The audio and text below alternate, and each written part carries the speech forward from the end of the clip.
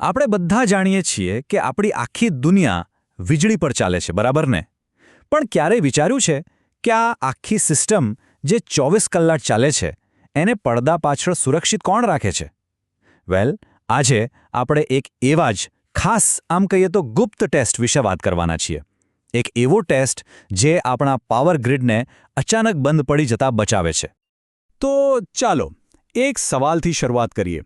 એવી કઈ છુપાયેલી શાંત નબળાઈ છે જે રોજબરોજ આપણે જે ઇન્ફ્રાસ્ટ્રક્ચર પર આધાર રાખીએ છીએ તેને જોખમમાં મૂકી શકે? આ એવો ખતરો છે જે દેખાતો નથી, પણ એની અસર ખરેખર ખૂબ જ ગંભીર હોઈ શકે છે. અને જવાબ છે ટ્રાન્સફોર્મરના ઇન્સ્યુલેશનનો ધીમે ધીમે થતો બગાડ. જુઓ, પાવર ટ્રાન્સફોર્મર એ આખા વિદ્યુત ગ્રીડનું હૃદય છે અને એનું ઇન્સ્યુલેશન એનું રક્ષણાત્મક કવચ. હવે જ્યારે આ કવચ જ અંદરથી નબળું પડવા લાગે ત્યારે આખી સિસ્ટમ જોખમમાં મુકાઈ જાય છે. તો આ શાંત ખતરાનો સામનો કેવી રીતે થાય? બસ અહીં જ એન્ટ્રી થાય છે 10 ડેલ્ટા ટેસ્ટની. એને ઇન્સ્યુલેશન માટે એક પ્રકારના ડાયગ્નોસ્ટિક ટૂલ કે પછી કહો કે એક હેલ્થ ચેકઅપ તરીકે સમજી શકાય છે. એકદમ સરળ શબ્દોમાં કહીએ તો આ ટેસ્ટ એ માપે છે કે ટ્રાન્સફોર્મરના ઇન્સ્યુલેશનમાં કેટલી એનર્જી ગરમી બનીને વેડફાઈ રહી છે. ઓછું નુકસાન એટલે કે ઓછી ગરમી એ સારા અને હેલ્ધી ઇન્સ્યુલેશનની નિશાની છે. ટેકનિકલી આ માપને ડિસિપેશન ફેક્ટર પણ કહેવાય છે. હવે આ ડાયાગ્રામ જુઓ. આ ખરેખર રસપ્રદ છે.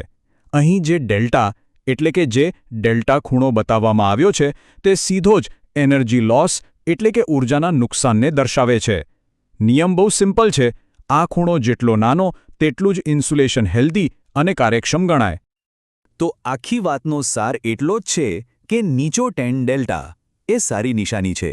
એનો મતલબ કે ઇન્સ્યુલેશન સ્વચ્છ, સૂકું અને સારી ગુણવત્તાનું છે. પણ જો 10 ડેલ્ટા ઊંચો આવે તો એ એક ચેતવણીની ઘંટડી છે જે ભેજ, ગંદકી અથવા ઇન્સ્યુલેશનના બગાડ તરફ ઇશારો કરે છે. હજી પણ થોડું ટેકનિકલ લાગે છે. ચાલો એકદમ સહેલું બનાવીએ. પાણીની ડોલ તો જોઈ જશે, બરાબર? માની લો કે ઇન્સ્યુલેશન એક ડોલ છે જે વીજળીને પકડી રાખે છે. તો 10 ડેલ્ટા શું માપે છે ખબર છે? એ માપે છે કે આ ડોલમાં કેટલા કાણા છે, એ કેટલી લીક છે. સીધી વાત છે, જેટલા વધારે કાણા એટલું જ પાણી બહાર, એટલે કે એટલી જ ઊર્જા ગરમી બનીને વેડફાઈ જશે. ઓકે, તો આપણે એ તો સમજ્યા કે આ ટેસ્ટ શું માપે છે. પણ સવાલ એ છે કે આ ટેસ્ટ ખરેખર કરવામાં કેવી રીતે આવે છે? ચાલો એની આખી પ્રક્રિયા પર એક નજર નાખીએ. આખી પ્રોસેસને 4 સિમ્પલ સ્ટેપ્સમાં સમજી શકાય. સૌથી પહેલું અને સૌથી અગત્યનું છે સુરક્ષા. ટ્રાન્સફોર્મરને પાવર ગ્રીડથી સંપૂર્ણપણે અલગ કરવામાં આવે છે. એ પછી એક સ્પેશિયલ ટેસ્ટિંગ કિટને એની સાથે જોડવામાં આવે છે. પછી એ કિટમાંથી ખૂબ જ ઓછો કંટ્રોલ્ડ વોલ્ટેજ પસાર કરાય છે. અને બસ છેલ્લે આ કિટ જ આપણો જાદુઈ આંકડો એટલે કે 10 ડેલ્ટાનું મૂલ્ય માપી લે છે. અને આ સ્લાઇડ પર એકદમ સ્પષ્ટપણે જોઈ શકાય છે કે આ સેટઅપ કેવો દેખાય છે. અહીંયા માપન કિટને ટ્રાન્સફોર્મરના હાઈ વોલ્ટેજ અને લો વોલ્ટેજ બુશિંગ સાથે કેવી રીતે જોડવામાં આવે છે એ બતાવવામાં આવ્યું છે.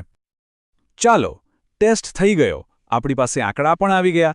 હવે સૌથી અગત્યનો સવાલ, આ પરિણામોનો મતલબ શું? આ નંબર્સ આપણને ઇન્સ્યુલેશનના સ્વાસ્થ્ય વિશે કઈ વાર્તા કહી રહ્યા છે? આ ટેબલ છે ને, એ પરિણામોને સમજવાની ચાવી છે. નીચું 10 ડેલ્ટા મૂલ્ય મતલબ બધું બરાબર છે, ઇન્સ્યુલેશન હેલ્ધી છે. પણ જો મૂલ્ય ઊંચું હોય તો એ ભેજ અથવા તો ઇન્સ્યુલેશન જૂનું થઈ રહ્યું છે એની નિશાની છે. અને જો મૂલ્યમાં અચાનક મોટો ઉછાળો આવે તો એ ગંભીર બગાડનો સંકેત હોઈ શકે છે. ખાસ કરીને ઊંચું 10 ડેલ્ટા મૂલ્ય ઘણી બધી સમસ્યાઓનું મૂળ હોઈ શકે છે.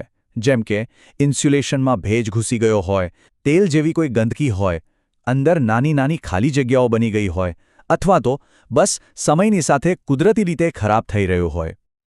તો ચાલો હવે આખી ચર્ચાના નિષ્કર્ષ પર આવીએ. આ ટેસ્ટ આખરે આટલો બધો મહત્વનો કેમ છે?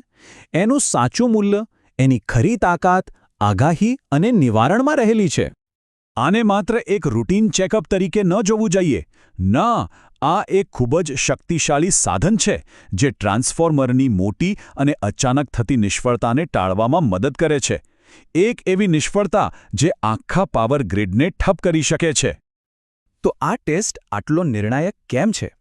કારણ કે એ સમસ્યાને મોટી થાય એ પહેલાં જ પકડી પાડે છે. એ એનર્જી લોસને ઓળખે છે અને મોટી દુર્ઘટનાઓ થતી અટકાવે છે. પણ એનો સૌથી મોટો ફાયદો છે કન્ડિશન બેઝડ મેન્ટેનન્સ, એટલે કે અંદાજ લગાવવાને બદલે જ્યારે ખરેખર જરૂર હોય ત્યારે જ સમારકામ કરવું. આનાથી સમય અને પૈસા બંને બચે છે. અને અંતે એક વિચારવા જેવો સવાલ: શું આ પ્રકારના નિવારક પરીક્ષણને માત્ર એક ખર્ચ તરીકે જોવો જોઈએ, કે પછી તે સિસ્ટમની લાંબા ગાળાની વિશ્વસનીયતા અને સલામતી માટેનું એક અનિવાર્ય રોકાણ છે?